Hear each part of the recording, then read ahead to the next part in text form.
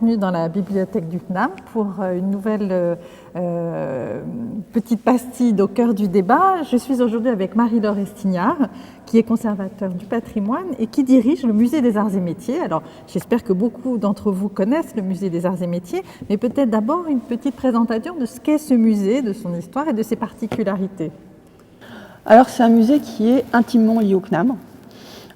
Puisque ses premières collections viennent des outils ou des modèles d'instruction des professeurs. Et puis petit à petit, s'il est toujours resté dans le CNAM a pris un certain nombre d'orientations et le musée aussi, avec notamment l'acquisition de nouvelles collections et beaucoup de collections autour de l'industrie française, a aussi pris une direction autour de l'invention, de l'innovation, etc. Et pourtant, leur sort, leur histoire reste toujours intimement liée, puisque le musée reste encore un des fleurons du CNAM.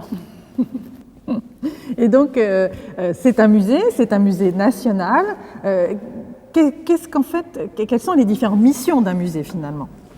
Alors, la première mission d'un musée, c'est de produire de la connaissance. En fait, il y a une loi musée qui dit qu'un musée doit faire de la recherche, conserver des collections. Donc on doit produire de la connaissance autour des collections dont nous sommes affectataires. Donc aujourd'hui, on a 80 000 objets dont nous sommes affectataires. Et on doit produire de la connaissance sur ces objets, les connaître, mais aussi autour de ces objets. Leur environnement, leur histoire, comment est-ce qu'ils sont un jalon de l'histoire des sciences, de l'histoire des techniques, de l'histoire de l'industrie pour ce qui nous concerne, de l'histoire des arts pour ce qui concernerait le Louvre, par exemple. Donc ça, c'est la mission d'un musée. Et en cela, nous sommes exactement comme tous les musées de France, parce que nous avons le label Musée de France. La deuxième mission, en fait, c'est de transmettre cette connaissance au public. En fait, un musée, s'il n'est pas ouvert au public ou s'il ne transmet pas, il n'a pas vraiment de vocation. Donc, en fait, on le transmet par quatre moyens différents. Un, les expositions. 2, les publications, qu'elles soient scientifiques ou grand public, par la médiation, donc tous les ateliers, toutes les visites, etc. Et le dernier point, par tout ce qui est événements culturels, tout ce qui est manifestations un peu hors normes, qui peut être des artistes, etc. Donc voilà, notre rôle, c'est produire de la connaissance et la transmettre. D'accord, donc ces missions qui sont fondamentales, on le comprend bien.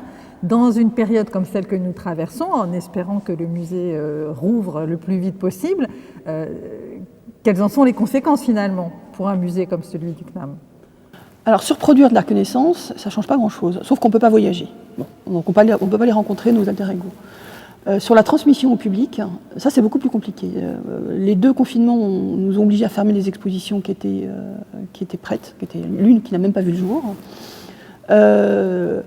En revanche, on est en capacité de produire des choses nouvelles.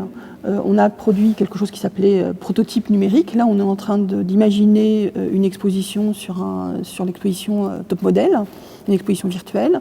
Donc ça nous oblige à réimaginer notre rôle avec le public.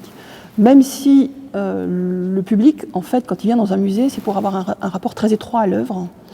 Je le dis toujours, mais tout le monde connaît la Joconde et pourtant il y a 8 millions de visiteurs qui vont le voir tous les ans. C'est bien que la relation étroite, physique, presque organique entre l'objet et le visiteur, elle est essentielle.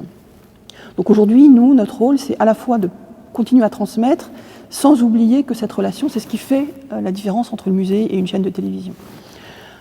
Et puis, il y a un avantage quand même sur le fait d'avoir fermé, c'est que le fait de ne pas avoir de public, ça nous a servi. On a pu travailler sur nos collections, ouvrir des vitrines, nettoyer. Alors on a pu complètement revoir l'avion d'Ader. Donc on a fait des immenses échafaudages dans l'escalier d'honneur et tout a été nettoyé au micro-aspirateur. Et ainsi, ce moment, alors on le voit dans beaucoup de reportages, mais ce moment de fermeture nous permet de faire des choses qu'on n'a pas le temps de faire d'habitude, parce qu'un seul jour de fermeture dans la semaine, c'est pas suffisant pour faire notre travail de conservation, parce que c'est bien ça, sur les collections. Néanmoins, j'imagine que l'objectif de toutes les équipes, c'est de rouvrir le plus vite possible, parce que malgré tout, cette présence du public que tu as évoquée est importante. Alors on trépigne. On nous donne le 15 décembre comme jour de réouverture, on espère bien que ce sera possible, et tout est prêt aujourd'hui, on attend juste d'appuyer sur le bouton d'ouverture des portes, mais tout est prêt. Très bien, mais j'espère que tout le monde sera nombreux à se presser au musée dès que ça sera possible, dans le respect, bien sûr, des gestes barrières et des consignes sanitaires. Merci Marie-Laure. Merci Pascal, à bientôt.